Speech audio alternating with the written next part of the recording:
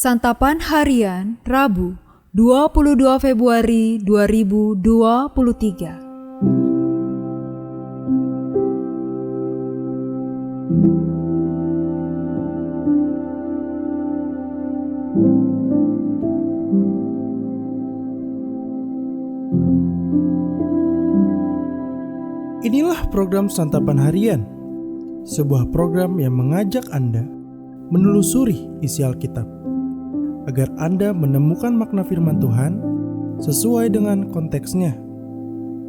Santapan Harian tertuju bagi Anda yang ingin memiliki kehidupan rohani yang segar, kuat, dan sigap. Hari ini kita akan membaca 2 Raja-Raja pasalnya yang ke-25, ayatnya yang ke-22 hingga ayatnya yang ke-26. Namun sebelumnya, mari kita berdoa. Betapa kami mencintai firman-Mu ya Allah, dan saat ini kami hendak merenungkannya. Di dalam kasih-Mu Kristus kami berteduh. Amin. 2 Raja-Raja 25 ayat 22 sampai 26. Tentang rakyat yang masih tinggal di tanah Yehuda yang ditinggalkan oleh Nebukadnezar, Raja Babel. Diangkatnya lah atas mereka Gedalia bin Ahikam bin Safan.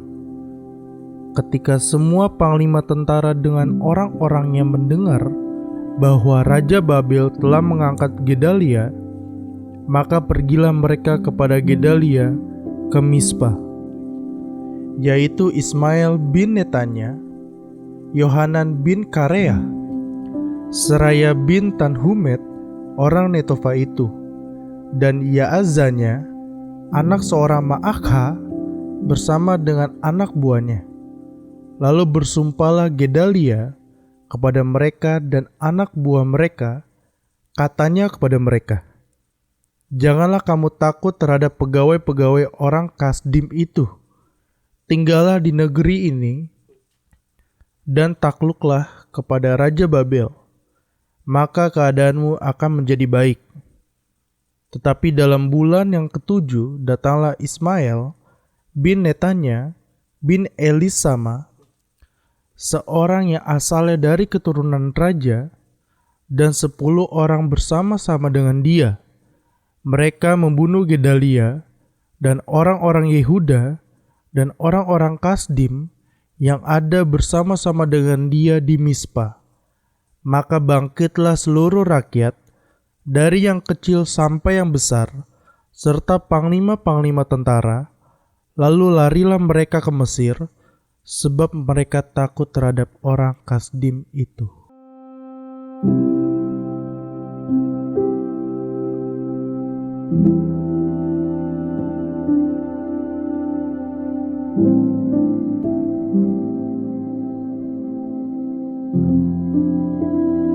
Sahabat Santapan Harian, tidak semua orang Yehuda dibawa ke Babel.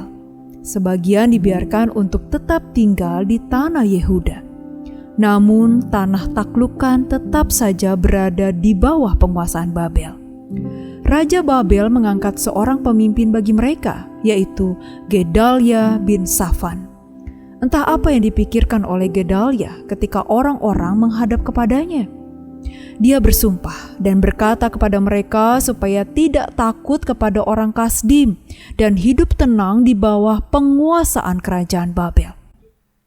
Namun nyatanya Gedalia dibunuh sehingga kepanikan dan keresahan menyeruak di antara rakyat. Dari pengalaman Gedalia, kita bisa belajar supaya tidak pernah lengah. Kekuasaan bisa membuat kita lengah, seperti Gedalia yang merasa aman dengan kekuasaan yang diterimanya. Pada kenyataannya, kekuasaan itu justru membuatnya terbunuh. Dia tidak bisa menikmatinya, juga tidak bisa melakukan apapun yang berarti dengan kekuasaannya itu. Sumpahnya tidak melindungi dia. Demikian pula statusnya sebagai seorang yang diangkat sendiri oleh raja. Dalam hidup kita bisa memiliki banyak kekuasaan. Sebagai pemimpin dalam suatu gereja, masyarakat, organisasi, komunitas, ataupun tim proyek, kita berotoritas atas sejumlah besar orang. Sebagai kakek nenek, orang tua, ataupun kakak, kita memegang peran pemimpin atas mereka yang lebih muda. Jika digunakan dengan baik dan hati-hati, kekuasaan yang kita miliki bisa membawa kepada kebaikan, menuntun orang-orang yang kita pimpin melalui jalan yang benar menuju visi besar bersama. Namun, jika kita lengah, bisa jadi kita terbunuh oleh kekuasaan itu. Mungkin tidak terbunuh secara fisik seperti Gedalia, tetapi mati dalam relasi dengan sesama. Ketika kita mulai menyalahgunakan kekuasaan, orang tak lagi percaya kepada kita. Bahkan bisa jadi membenci kita.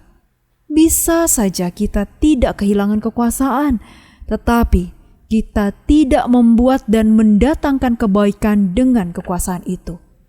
Marilah kita bertekad untuk senantiasa waspada, menjaga hati untuk tidak takabur dan tidak lengah. Mari kita berdoa. Ya Allah, kami tidak tahu apa yang harus kami perbuat dengan segala keangkuhan, ketamakan, dan keegoisan yang ada di dalam diri kami. Sudilah kiranya Engkau menerangi hati kami dan memulihkannya. Dalam nama-Mu Kristus kami berdoa. Amin.